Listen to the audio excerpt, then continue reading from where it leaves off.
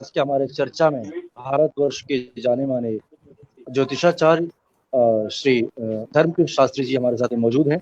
और जैसा कि आपको पता है कि एड फॉर प्रॉफिट ये एक ऐसा प्लेटफॉर्म है जिसमें कि हम आप सभी को बताते हैं कि क्या आपको धर्म के प्रति विश्वास करना चाहिए, क्या आपको ज्योतिष के प्रति विश्वास करना चाहिए। इसमें बहुत सारे ऐसे सवाल हैं, आपके सवाल होंगे और हमारे जो ज्योतिषाचार्य जी यहाँ पे बैठे हुए हैं उनके जवाब होंगे। आप बेझिझक हमसे जुड़ सकते हैं। अभी जो आपके स्क्रीन पर ये नंबर दिया जा रहा है, आप निश्चित रूप से इससे कनेक्ट हो सकते हैं और अपने सवालों से आप पूछ सकते हैं। धर्मकृष्ण शास्त्री जी, आपका बहुत बहुत स्वागत है एड फॉर प्रॉफिट प्लेटफॉर्म पे। जी बहुत बहुत आभार जी, बहुत बहुत आभार आपका। आप सबने मुझे मौका दिया एड फॉर प्रॉफिट में, तो दर्शकों जैसा कि आभार आपको पता प्रकट है करता हूँ। दर्शकों जैसा कि आपको पता है कि हम हर हफ्ते आपके लिए एक खास मेहमान को लेकर यहाँ पे उपस्थित होते हैं और साथ ही साथ उनसे जानने की कोशिश करते हैं, टटोलने की कोशिश करते हैं कुछ ज्योतिष के बारे में, और आपको ऐसे ऐसे तथ्यों से हम अवगत कराते हैं जिनसे कि आप खासा अनभिज्ञ रहते हैं। सॉरी। तो आज की चर्चा में एड फॉर प्रॉफिट जैसा कि आपको पता है कि ये एक ऐसा प्लेटफॉर्म है जहां पर कि आप लगभग 5000 ऐसे हमारे साथ में ज्योतिषाचार्य इसमें जुड़े हुए हैं जिन्हें एक बेहतरीन सर्विस प्रोवाइड यहाँ से की जाती है और आप अपने सीधे सवाल यहाँ पे कर सकते हैं और आप उसका तुरंत रामबाण उपाय और आप प्राप्त कर सकते हैं। तो चलिए अब हम सिलसिला यहाँ पे शुरू करते हैं। हमारे साथ में और भी मेहमान हैं, इसके फाउंडर हैं Sunil Kumar ji add for profit के, और भी हमारे साथ में कुछ दर्शक यहाँ पे हैं जो कि लाइव जुड़ के अपने सवालों से वो आपको बताएंगे। शास्त्री जी, सबसे पहला सवाल शास्त्री जी आपसे ये है हमारा कि क्या ज्योतिष के प्रति लोगों को विश्वास करना चाहिए? जी बिल्कुल, ज्योतिष के प्रति विश्वास इसलिए करना चाहिए क्योंकि ज्योतिष आज से नहीं, पुरातन समय से हमारे बीच में है। सर एक मिनट, आपकी आवाज मुझे बैकअप आ रही है, मेरी आवाज मुझे बैकअप में आ रही है। कुछ टेक्निकल इश्यूज है, आप अपना कार्यक्रम चालू रखिए, आप बोलते रहें, हमारी टेक्निकल टीम उसको देख लेंगे प्लीज। जी जी जी, तो वही मेरा कहना है कि माइक को हो तो थोड़ा सा अपने से दूर रखें, आपकी आवाज फ्रेश आ रही है। जी बिल्कुल।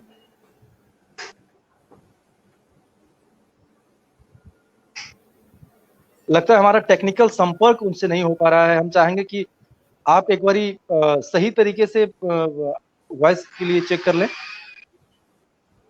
जी जी, मेरी आवाज आ रही है? जी जी बिल्कुल, शुरू करें। जी, वही मेरा कहना है कि ज्योतिष हमारे बीच में आज से नहीं बल्कि पुराने समय से हमारे बीच में।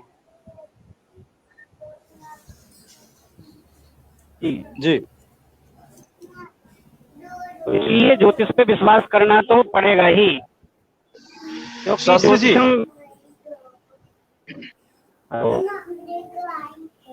यहाँ पर सवाल ये होता है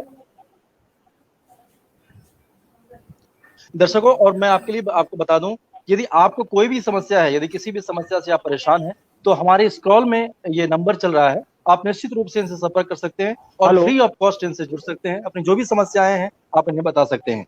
शास्त्री जी जी, हेलो, अपनी बात रखें आप। जी वही मैं कह रहा हूँ, विश्वासो फलदायकम। जी, तो जो विश्वास करता है उसको फल की भी प्राप्ति होती है। हमारे पास एक बिना विश्वास दर्शक है शास्त्री जी, हमारे साथ एक दर्शक है, अपना हाथ खड़ा कर रहे हैं और वो बोल रहे हैं, उनका नाम है श्री विभोर श्रीवास्तव जी, और आपसे कुछ पूछना चाह रहे हैं। प्लीज पूछिए।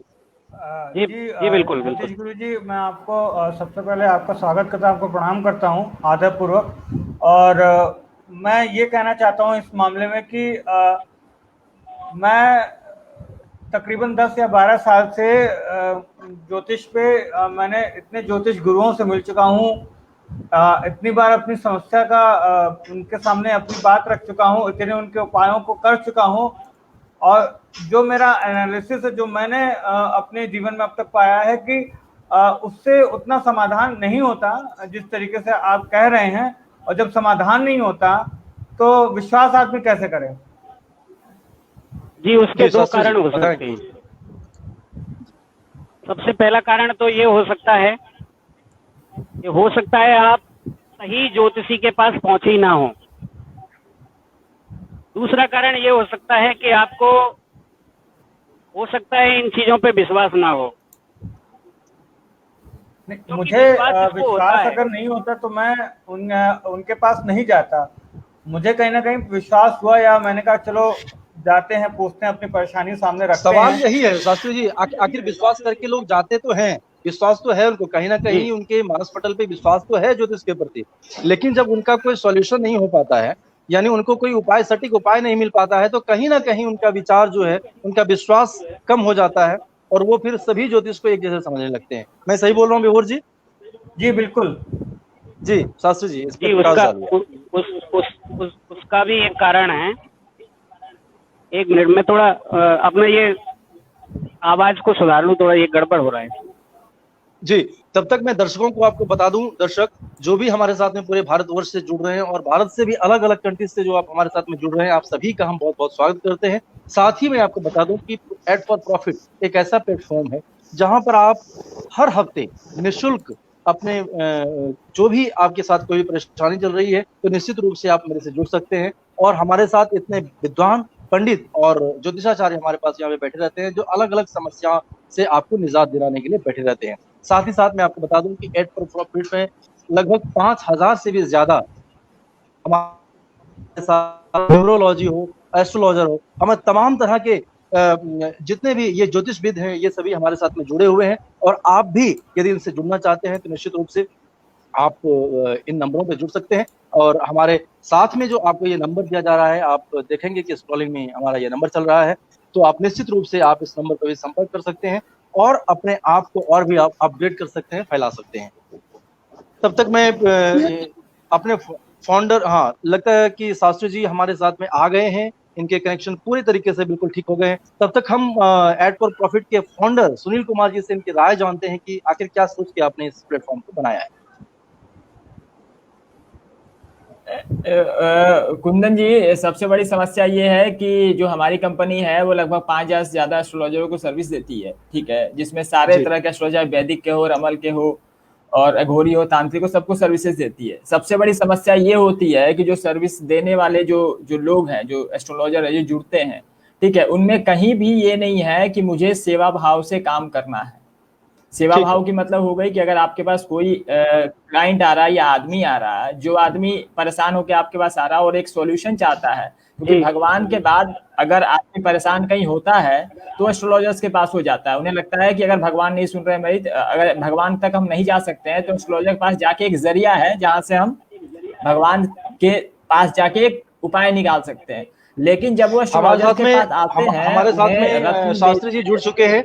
सुनील कुमार जी, मैं आपको बता दूं हमारे पास समय बहुत कम है। हम चाहते हैं कि हमारे साथ जो ज्योतिषविद धर्मकृष्ण शास्त्री जी जुड़े हुए हैं, इनसे विभोर जी की जो समस्याएं थी, उन समस्या से जरूर पहले आप ये बता देने का निदान, उसके बाद फिर आप पे आएंगे। जी पूछे विभोर जी, आप सवाल पूछे। जी ज्योतिषाचार्य जी, मेरा वही सवाल था कि मैं अपनी परेशानियों को लेकर कई बार जो है वो कई अलग अलग गुरुओं के पास जा चुका हूँ, अरे अलग अलग बाबाओं के पास जा चुका हूँ, उनको अपनी समस्या बता चुका हूँ। उन्होंने कई उपाय बताए कि आप ऐसा करिए, आप यहाँ पर इस दिन व्रत रखिए, आप इस तरह की पूजा करिए, या आप यहाँ पर जल चढ़ाइए, आप इतने बार कथा करिए, या आप ये रत्न पहने, या आप इस मंदिर में दर्शन करें। मैं वो सब कुछ कर चुका हूँ, लेकिन मुझे उस समस्या का निदान वैसा प्रॉपर नहीं मिला जैसा मिलना चाहिए। और जब मैं दोबारा उनके पास जाता हूं तो वो उस चीज को अपने जो उपाय वो बताते हैं उसको कवर अप करके फिर वो कोई नया उपाय बता देते हैं। तो ये कहीं ना कहीं एक अविश्वास प्रकट करता है मेरा उनके प्रति। तो कैसे मैं जो है भरोसा करके अगली बार, या मैं कैसे भरोसा करूं? जी, सबसे पहले तो मैं आपको ये बताना चाहता हूँ कि ज्योतिष है क्या, व्हाट इज योर ज्योतिष। तो ज्योतिष किसे कहते हैं? देखिए, ज्योतिष जिस प्रकार एक पुत्र की पहचान पिता से होती है, वैसे ही ज्योतिष की पहचान है वेद, और इसीलिए आपने देखा होगा टैग में लिखा जाता है वैदिक ज्योतिष। जी तो हाँ, ज्योतिषम वेदानाम चक्षु, ज्योतिषम वेदानाम चक्षु। आपने देखा होगा हमारे पास 3 समय काल होते हैं, भूत, भविष्य, वर्तमान।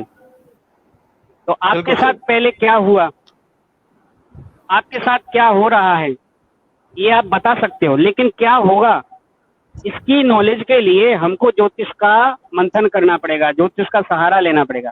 देखिए, ज्योतिष ज्ञान का एक मार्ग है, ज्योतिष हमारे भविष्य का एक रास्ता है, लेकिन मंजिल हमको खुद तय करना पड़ती है। कभी कभार क्या होता है कि हो सकता है हमारे जो जन्माक्षर है उसकी जन्म तिथि में कोई दिक्कत हो, जन्म समय में कोई थोड़ी बहुत अंतर हो, या फिर जिन महाशय के पास हम देखवाने के लिए गए हैं, ज्योतिष के लिए गए हैं, हो सकता है कि उनका ज्ञान उस हिसाब से परिपक्व ना हो, क्योंकि आज के समय आधुनिक जमाना है और आपने देखा होगा कॉपी पेस्ट का जमाना ज्यादा चल रहा है। लेकिन आज के समय में लोगों पर विश्वास कैसे करें, या हम इस चीज को फिल्टर कैसे करें कि मुझे किनके पास जाना है, किनके पास नहीं जाना, कौन सही है या कौन गलत है? क्योंकि मैं तो अगर परेशान हूँ तो मुझे इनके बारे में बताया कि मैं उनके पास जाऊंगा। आम आदमी आखिर आइडेंटिफाई कैसे करे कि ये योगी ज्योतिष हैं और इनके पास ही मुझे जाना है, बाकी और ज्योतिष जो है से वो ठगने वाले हैं, तो कैसे वो इस चीज को समझ पाएंगे? जी, इसका बहुत सरल, बहुत आसानी से आप परीक्षण कर सकते हैं। सबसे पहले आपको जिस ज्योतिष के पास जाना है उसको अपने बारे में कुछ मत बताइए, केवल अपना डेट ऑफ बर्थ और जन्म समय बताइए, या अपना नाम बताइए। ठीक है। और उसके आधार पर उनको ये पूछिए कि महाराज, हमारा ये समस्या को आप बताइए कि हम किस चीज से परेशान हैं, हमारी प्रॉब्लम क्या है। अगर वो ज्योतिषी सही है तो आपके बारे में सब कुछ बता देगा। अब अमूमन क्या होता है कि हम जाते हैं ज्योतिषी के पास और वो जाकर के पहले ही अपना सब कुछ बता देते हैं। महाराज, मेरा बच्चे से मैं परेशान हूँ, मैं बिजनेस से परेशान हूँ, मेरे को बिजनेस में लॉस हो चुका है। तो आप 80% तो सारा अपने बारे में उनको बता चुके होते हैं, और वो उसी को मॉडिफाई करके उसमें 2-4 बातें लपेट करके आपको सुना देते हैं। आपको लगने लगता है कि हाँ ये हो गया, आपको उपाय बता दिया, और आप जो भी उपाय बताया कि ये रत्न धारण करो, उसमें उनका बिजनेस प्रॉफिट होता है, उसमें उनका बिजनेस छुपा होता है। सुनील जी कुछ कहना चाह रहे हैं? जी अपना सवाल रखें। महाराज, मैं ये जानना चाह रहा हूँ कि हम जैसे एक आम आदमी है, वो कैसे ये समझेगा कैसे, उनको जो ऐड दिखाई दे रहा है टीवी पे किसी भी फेमस आदमी का, उन्हें लगता है कि उससे बड़ा ज्योतिष कोई नहीं है, ज्योतिषाचार्य कोई नहीं है, और वही उनकी समस्या का समाधान कर सकता है। तो हम आपके पास या किसी ऐसे आदमी के पास कैसे पहुंचे जो निःशुल्क सेवा दे रहे हैं, कैसे जाने उनको हम? जी देखिए, आपको एक बात बताएं, हमेशा ज्योतिष शास्त्र हो या धर्म शास्त्र हो, सब में यही कहा है कि लोभ जहाँ पर होता है वहाँ अहम और वहम आते हैं, और जहाँ अहम और वहम आ जाते हैं ना, वहाँ पर किसी का भी भला नहीं हो सकता। किसी का भी भला न हुआ है, न होगा, न भूतो न भविष्यति। इसीलिए हमको जहाँ पर जाना है वहाँ लोभ की बात होगी नहीं। अगर कोई ज्ञानी है, अगर कोई महात्मा है, ममलात्मा है, कोई ज्ञानी पुरुष है, वो कभी भी धन की बात नहीं करता है, वो धर्म की बात करता है। धर्मो रक्षति रक्षता, धर्म की रक्षा वो करने के लिए आगे समाज में आता है और धर्म उसकी रक्षा करता है। चलिए, विभोर जी के बाद से एक बात ये स्पष्ट हो रही है। शास्त्री जी, मैं यहाँ पे आपको एक छोटा सा समय के लिए, अंतराल के लिए रोकता हूँ, और मैं विभोर जी के बातों को लेकर चलता हूँ आगे, कि कहीं ना कहीं उस व्यक्ति की भी कुछ ना कुछ गलती है। जैसा कि शास्त्री जी बता रहे हैं कि आप जब किसी ज्योतिषाचार्य के पास जाते हैं, उनसे अपने भविष्य के बारे में पूछते हैं या विषय में आप उनसे लेने के लिए जाते हैं, तो आप सबसे पहले अपने विषय में उन्हें बता देते हैं, जिससे कि उन्हें आपको समझने में बहुत ज्यादा वक्त नहीं लगता है, और वो फिर अलग तरीके से समझ के आपको रेमेडी बताते हैं, जो कि कहीं ना कहीं वो गलत हो जाता है और उनका सही उपचार नहीं हो पाता है। साथ ही साथ हम आपसे ये जानना चाहते हैं धनकेश शास्त्री जी, कि जहां तक डेट ऑफ बर्थ का सवाल है, एक डेट ऑफ बर्थ में न जाने असंख्य लोग पैदा होते हैं, तो क्या सबकी भाग्य कुंडली या सब सबका जो दोष है या सबका जो उसके मार्ग में जो उपलब्धियां हैं वो सबकी बराबर होती है, या कुछ कर्मों के आधार पे भी उनमें अलग तरीके से हम बांट सकते हैं? नहीं, देखिए ज्योतिष एक बहुत ही सूक्ष्म गणित है और आदि अनादि पुरातन समय से ये जो पद्धति है गणित की वो बहुत ही सूक्ष्म गणित है। अणु से जी। परमाणु तक की गणना भी ज्योतिष शास्त्र में है। इसलिए जी। अक्षांश और देशांतर, इसीलिए आपने जी। देखा होगा जब जन्म कुंडली बनवाने जाते हैं तो उस स्थान का नाम पूछा जाता है और उस स्थान पे हाँ। उस स्थान का सूर्य उदय और सूर्य अस्त दोनों की गणना की जाती जी। है। उसके आधार पर ही उसी व्यक्ति का फलादेश निकलता है। अब ठीक चूंकि है। आज के समय में क्या होता है कि कंप्यूटर का जमाना है, सॉफ्टवेयर का। अब सॉफ्टवेयर में तो वही पहले से जो दिया हुआ है वो वही दिखाएगा। इस कारण से अधिकांश जो कंप्यूटर वाले हैं, जो लैपटॉप वाले, जो ज्योतिषाचार्य हैं, उनका फलादेश गलत हो जाता है। वो मेहनत करना ही नहीं चाहते। विभोर जी आपके इस कथन पे थोड़ा हाथ उठा रहे हैं, वो कुछ आपसे प्रश्न पूछना चाहते हैं, आप अपना प्रश्न रख सकते हैं। मैं यही पूछना चाहता हूँ, तो क्या हम इससे अब क्या मतलब जो कौन सही है कौन गलत है, इसको क्या हम इस तरीके से फिल्टर करें कि जो लैपटॉप लेके अगर आपको आपके बारे में बता रहा है, आपकी समस्या के बारे में बता रहा है, तो वो गलत है, और जो हाथ देख रहा है या आपकी माथा देख रहा है या आपका नाम पूछ रहा है वो सही है? विभोर जी, ये तो आपको तय करना है कि कौन गलत है कौन सही है। आपको केवल अपना डेट ऑफ बर्थ बताना है, जन्म समय बताना है। अगर वो सही है तो वो सब कुछ आपके बारे में बता देंगे, अगर वो गलत है तो आपके बारे में जानकारी नहीं दे पाएंगे। क्या है कि मैं सिंपल सा है। ये बताना चाहता, क्योंकि मैं अपना एक्सपीरियंस बता रहा हूँ। हम किसी के पास जाते हैं तो जैसा आपने बताया, तो वो पूछते हैं कि भाई ठीक है, अपना नाम बताइए, जन्म कुंडली बताइए, कहाँ पैदा हो ये बताइए। अब वो पूछते हैं आपकी समस्या क्या है, तो जब वो पूछेंगे कि आपकी समस्या क्या है, तो हम तो समस्या ही बताएंगे कि हमें ये समस्या थी, इस वजह से हम आपके पास आए हैं। जी नहीं, देखिए वहाँ ज्योतिष के पास कोई भी जाएगा तो बिल्कुल ये यथार्थ है कि उसको कोई ना कोई समस्या होगी तभी जाएगा, या फिर वो कुछ ना कुछ ज्ञान लेने के लिए जाएगा। अब अगर वो सब कुछ बता देगा तो फिर वो ज्योतिषाचार्य क्या बताएगा? वही तो जी। सुनील जी, इसीलिए सबसे पहले कहीं ना कहीं जो व्यक्ति जाता है ज्योतिषाचार्य के लिए, जैसे आज के समय में आपने देखा लोग भगवान बने बैठे हैं, तो उनमें उसकी गलती नहीं है, उसमें गलती उनकी है जो उसको भगवान बना देते हैं, उसको भगवान मान बैठे हैं। इसलिए जो भी व्यक्ति करने वाला है, शास्त्री जी, कहीं ना कहीं आधुनिकता लोगों पर हावी है और इतनी बड़ी जनसंख्या है।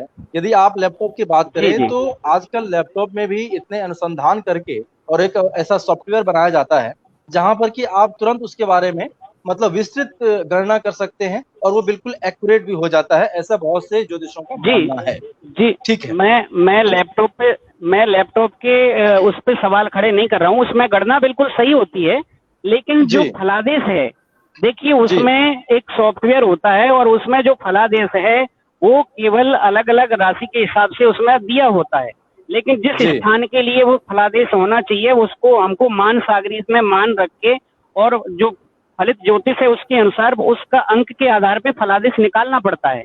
वो फलादेश लोगों के लिए फलित होता है। जी अच्छा, एक सवाल तो हमारे हमारा ग्रंथ है मान सागरी। एक सवाल हमारे यहाँ पे व्हाट्सएप पे आया हुआ है शास्त्री जी आपके लिए। कोमल है दिल्ली से जी। वो ये लिख रही हैं कि हमें बृहस्पति का प्रॉब्लम था और मैं ज्योतिष के पास में गई और वहां पे जाके उन्होंने मुझे पुखराज धारण करने के लिए बोला है। पुखराज चूंकि काफी कॉस्टली है तो मैं उसको धारण नहीं कर पा रही हूँ, तो क्या शास्त्री जी कुछ ऐसा उपाय बताएंगे कि बिना पत्थर धारण किए भी हमारा जो बृहस्पति वो अच्छा हो सकता है? देखिए ये बहुत अच्छा प्रश्न आया है। ज्योतिष गरीब और अमीर हर व्यक्ति के लिए है, हर व्यक्ति के लिए है, और ज्योतिष सभी का कल्याण करती है। तो जो व्यक्ति रत्नों को धारण नहीं कर सकते थे, पहले समय में रत्नों को केवल राजा महाराजा धारण करते थे, प्रजा में और किसी की इतनी सामर्थ्य नहीं होती थी कि वो रत्न धारण करे। तो हमारे शास्त्रों में 9 ग्रहों के लिए 9 वृक्ष बताए गए। जैसे कि आपने देखा होगा सूर्य के लिए आंख होता है, आंकड़ा जिसको बोलते हैं, ठीक है, और जो सोम है उसके लिए पलाश की जो लकड़ी होती है, और मंगल के लिए जो कत्था होता है या लाल जी। चंदन होता है, उसकी लकड़ी बताई जी। गई है। तो ठीक दर्शकों, आज का जो उसी ये हमारा, प्रकार से मैं 1 मिनट बृहस्पति बता के दूं लिए कि जो दर्शकों, आप जो लोग इनके कोमल, सारे रेमेडीज को लॉक भी करते जाइएगा, लिखते जाइएगा, क्योंकि बहुत ही सुगम और बहुत ही सरल उपाय हमारे शास्त्री जी बता रहे हैं, जो कि आपके जीवन में इसको यदि आप अपनाते हैं तो निश्चित रूप से आपको सफलता मिलती है। जी, आप शुरू रखें। ये जो उन्होंने कोमल जी ने प्रश्न किया था, उनके जी। लिए मैं उपाय बताना चाहता हूँ। जी केले जरूर। का वृक्ष होता है, केले का वृक्ष होता है, गुरुवार के दिन शुभ चौगड़िया में उसकी जड़ लेकर के एक तावीज के माध्यम से या कपड़े में के माध्यम से अपने गले जी। में या भुजा पर धारण करने से ठीक वही पुखराज का प्रतिफल प्राप्त होगा जो हम महंगे से महंगे रत्न पुखराज को धारण करके हमको प्राप्त होता है, वही इस साधारण से एक केले के वृक्ष की जड़ धारण करने से प्राप्त हो जाएगा। शास्त्री जी, आप ये बिल्कुल ज्योतिष के अचूक, साथ साथ में बिल्कुल सही। मैं शास्त्री जी आपसे ये सीधी जी। बात मैं आपसे कर रहा हूँ कि आप ज्योतिष के साथ साथ में आप धर्म चर्चा भी करते हैं, आप कथाओं के जरिए भी लोगों को बताते हैं। तो क्या आपको नहीं लगता ऐसा जी कि जी लोगों का विश्वास जो है वो कहीं ना कहीं चकाचौंध के चक्कर में ज्यादा चला जाता है, और जो ऐसे व्यक्ति होते हैं जिनमें कि बहुत ज्यादा, जो बहुत सिंपल रहते हैं, बहुत साधारण रहते हैं, उनके प्रति लोगों का देखिए आकर्षण थोड़ा हमारे, कम होता है। जी जी, बहुत अच्छी बात कही आपने। हमारे वेदों में एक श्लोक आता है, यस्य नास्ति स्वयं प्रज्ञा शास्त्रम तस्य करोत किम। जो व्यक्ति स्वयं प्रयास नहीं कर सकते हैं जागृत होने का, जागने का, देखिए कहीं भी जी। गलत हो रहा है तो उस पे आवाज उठाना भी जरूरी है। बिल्कुल। अगर हमको लग रहा है कि सामने वाला गलत है तो हमको उसको रोकना चाहिए, हमको उसको प्रतिकार करना चाहिए। यही हमारे भगवान श्री कृष्ण ने गीता में कहा है, यही हमारे वेदों में कहा है, यही हमारे ऋषि मुनियों ने कहा है। क्योंकि धर्म में मिलावट नहीं होनी चाहिए, शास्त्रों में मिलावट नहीं होनी चाहिए। और आज के समय में क्या हो रहा है, कई लोग जो थोड़ा सा अध्ययन करके और अपने आप को ज्योतिषी मान बैठे हैं, उन लोगों ने हमारे धर्म को, ज्योतिष शास्त्र को, इस पद्धति को बहुत अपमानित किया है। और उनमें से एक पीड़ित हमारे सामने जो बैठे हुए हैं वो भी हैं। तो ज्योतिष आजकल का ग्रंथ नहीं है। देखिए, जो जीरो की खोज की थी, किसने की थी? आप में से किसी को पता है? आर्यभट्ट। जी, आर्यभट्ट। जी नहीं। ईस्वी 628 में एक ब्रह्मगुप्त नाम के विद्वान थे जिन्होंने जीरो पर अनुसंधान किया था, खोज नहीं की थी। अगर जीरो की खोज अगर आर्यभट्ट ने की होती तो लाखों वर्ष, तो क्या पहले गिनती नहीं होती थी? जुग सहस्त्र योजन लेकिन पर जब से भानु हम लोग लीलो जान रहे हैं, मधुर फल जानू। हमारे ग्रंथों में लाखों वर्ष पूर्व की गणना है। ये तो आप जी जी जी जी जी जी जी लेकिन जब से ये संवर्धन में आया है, और जब से शून्य की खोज के बारे में बात चली है, तब से आर्यभट्ट का नाम आ रहा है। खैर, आपने बहुत धन्यवाद। मैं बता रहा हूँ तद वेदांग शास्त्रानाम ज्योतिष मूर्धनि स्थितम। इसके बाद में, ब्रह्मगुप्त के बाद में आर्यभट्ट हुए, उन्होंने भी अनुसंधान किया। इसके बाद 12 मिहिर हुए, ब्रह्मगुप्त हुए, मनु हुए, फिर आर्यभट्ट 2 यानी आर्यभट्ट द्वितीय वो हुए। और ये सभी संवत 800 से 900 के मध्य में, यानी कि आज से ठीक 1277 वर्ष पहले ये कालखंड में ये सब हुआ, जिसमें अनेक संहिताओं का निर्माण हुआ, अनेक छोटे छोटे जो ज्योतिष के ग्रंथ हैं उनका निर्माण हुआ, और जो हमारा भारतीय गणित है उसका विस्तार हुआ। जी, कुछ विषय को लेके सुनील जी, एक सवाल, गुरुजी एक सवाल आया है अखिल का, ठीक है। वो ये बोल रहे हैं, वो काफी नाराज है ज्योतिष से। वो ये बोल रहे हैं कि ज्योतिष 1 नंबर के ठग होते हैं, ज्योतिष से मुझे कोई लेना देना नहीं है। क्या कहना चाहेंगे आप? लीजिए, जी, इसमें तो देखिए, आपका पूरा काम खराब कर दिया। देखिए, जो पीड़ित होता है, कहते हैं ना, दूध का जला हुआ छाछ को भी फूंक करके पीता है। तो उनकी नाराजगी जायज है, मैं उनको गलत नहीं ठहराता हूँ, लेकिन उनका जो सवाल है कि ज्योतिष गलत है, ज्योतिष गलत नहीं है, ज्योतिषी गलत है। जिस ज्योतिषी ने उनको ठगा है वो ज्योतिषी गलत है, ज्योतिष गलत नहीं हो सकती, क्योंकि जो भी कार्य आप करते हो कहीं ना कहीं वो ज्योतिष के अंतर्गत ही आता है। चाहे वो आप नोट गिनना हो, गाड़ी को एक स्थान से दूसरी स्थान पर ले जाना हो, वो सब ज्योतिष के अंदर आता है। ज्योतिष एक क्रियाकलाप है जिसके बगैर कुछ भी अछूता नहीं है। अगर हम गुरुजी, कुछ आप अच्छी चीज और लेने के आजकल लिए तो जाते ज्योतिष की हैं, पढ़ाई भी बहुत अच्छे तरीके से हो रही है। जी। जी, ज्योतिष आजकल बहुत पाठ्यक्रम में है। आप देखिए, जो जज के लिए जो करते हैं, मैं ज्योतिष दिया हुआ है, ज्योतिष पाठ्यक्रम में है, जी। ज्योतिष से एमए किया जाता है। तो ये नहीं है, ज्योतिष गलत नहीं है। जो ज्योतिषी बनकर के बैठा है, जो तथाकथित है, वो गलत है। ज्योतिष आदि एक अनादि से सवाल सत्य है और सत्यम परम धीमहि। दर्शकों में आपको बता दूं कि हमारे साथ में कैसे पहचाने? ज्योतिषाचार्य धर्मकृष्ण शास्त्री जी यहाँ पे मौजूद हैं, और हम चाहते हैं कि आप भी अपनी समस्या से, यदि किसी भी समस्या से आप परेशान हैं, तो निःशुल्क रूप से आप यहाँ पे कॉल कर सकते हैं और अपनी समस्या से निजात पा सकते हैं।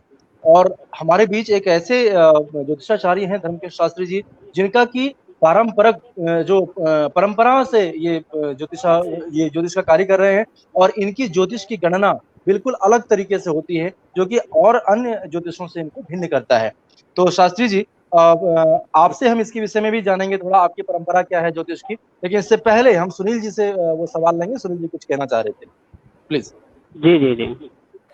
जो महाराज एक सवाल मेरे मन में था, एक सवाल कि आखिर करे क्या, मतलब एक आम आदमी क्या करे, कैसे पहचाने कि ये सही ज्योतिष है, ये गलत ज्योतिष है। ठीक है, गलत ज्योतिष के ऊपर सींग लगे होंगे तो उन्हें पहचानेंगे कि गलत वो है ज्योतिष है। तो कैसे एक आम आदमी पहचाने और सीधे उनके पास कैसे जाए? ज्योतिष की पहचान कैसे हो महाराज जी, ये आप बताइए प्लीज। बिल्कुल सही बात। मैं आपको सिंपल तरीके से बताता हूँ। मैंने आपको पहले भी बताया था, 3 काल होते हैं, भूत, भविष्य, वर्तमान। जी। ज्योतिष केवल फ्यूचर के लिए है, ज्योतिष केवल फ्यूचर के लिए है। ज्योतिषम वेदानाम चक्षु, ठीक है, ज्योतिष वेदों का नेत्र है। और अगर ज्योतिष सही है तो आपके बारे में, आपने क्या खाया है, क्या पिया है, आपने क्या किया है, आपके साथ क्या हुआ है, उस सारी चीज की गणना करके वो एकदम सटीक ज्योतिषी बता सकता है, जो भी उसका अनुकरण करता है, जो उसका कार्य करता है। सिंपल सा तरीका है, ठीक है, उस ज्योतिषी की पहचान करने के लिए। देखिए, अगर ठीक है, आज के समय में अगर 100% कोई नहीं बता पाता है, आज के समय में 100% अगर नहीं बता सकता है। जी जी पंडित जी, मेरा सवाल ये था, आपने जिस तरीके से बताया कि जो रत्न नहीं खरीद सकते हैं, जो किसी भी तरीके का पुखराज या कुछ भी नहीं पहन सकते हैं महंगा होने के कारण, वो जैसे 9 ग्रह होते हैं, 9 ग्रह के वृक्ष हैं, उनके जड़ें ले लें।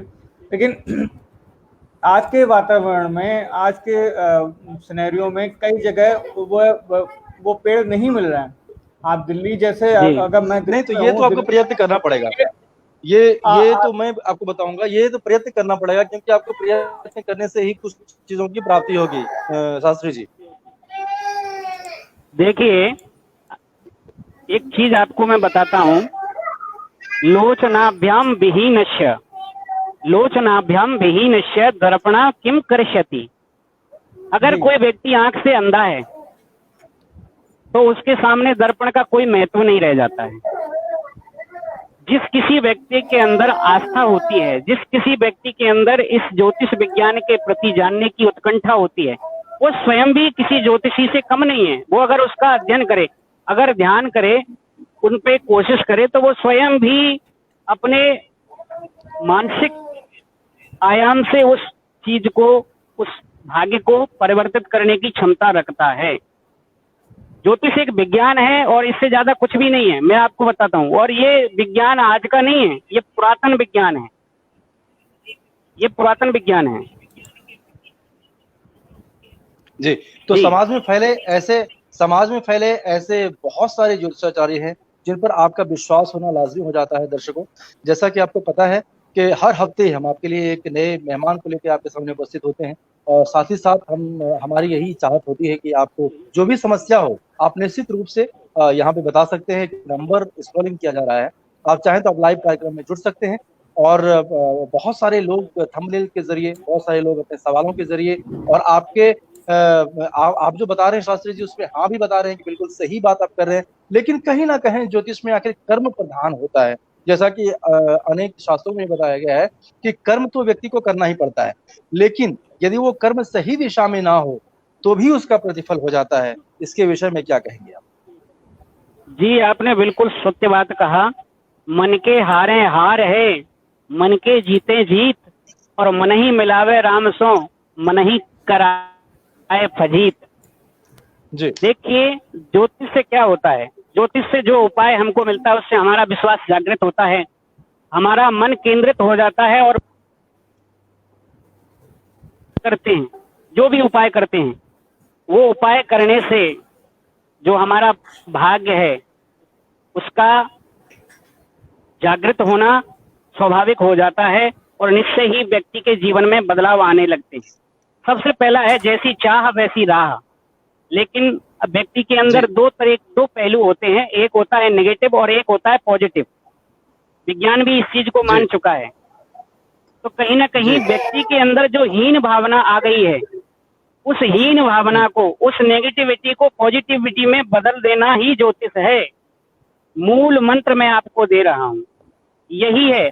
अगर जी। आपकी भावना में आ गया कि हाँ ये मेरे तमाम को, दर्शक जो अभी इस वक्त हमारे साथ में जुड़े हुए हैं, पूरे भारतवर्ष से आप लोग सभी जुड़े हुए हैं। आप सभी की प्रतिक्रिया हमारे पास में आ रही है। हमारा एकमात्र एक खास मकसद ये होता है कि आपको सत्य से रूबरू करूं और सत्य के बारे में जानना सबका अधिकार होता है, चाहे वो ज्योतिष के प्रति हो, धर्म के प्रति हो या जो भी आपके विषय में या जो भी आपके मन में कोई भी शंका हो, समाधान हो, तो आप निश्चित रूप से इस नंबर पर संपर्क कर सकते हैं। और आप आज के इस कार्यक्रम में ये तमाम दर्शकों का भी हम बहुत बहुत शुक्रिया करेंगे। साथ ही साथ एक अंतिम प्रतिक्रिया आपसे महाराज जी हम जानना चाहेंगे कि क्या ज्योतिष के प्रति लोगों को विश्वास करना चाहिए?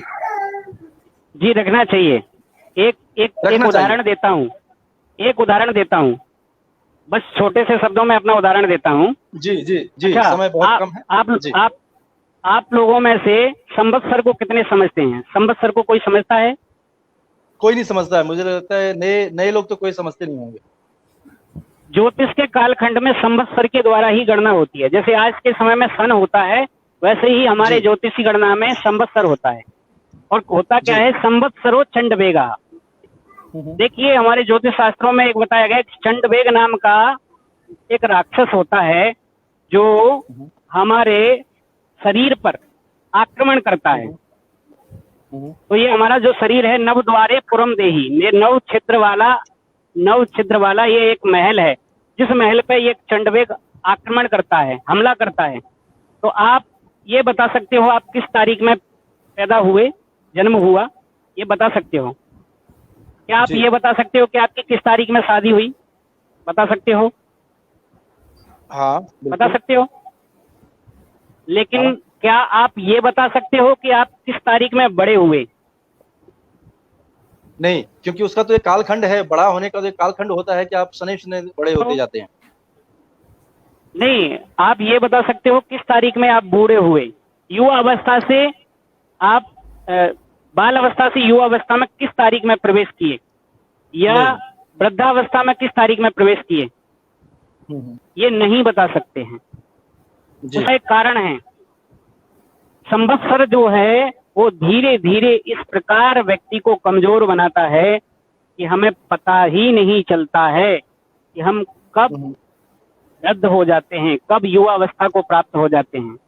तो चलिए, शास्त्री जी के इन्हीं बातों से हम आज दर्शकों को रूबरू और करा देते हैं कि निश्चित रूप से ज्योतिष शास्त्र में आपको विश्वास करना चाहिए। जिस तरह अलग अलग शास्त्र है, उस तरह ज्योतिष का भी एक शास्त्र है, इसकी विधिवत पढ़ाई होती है।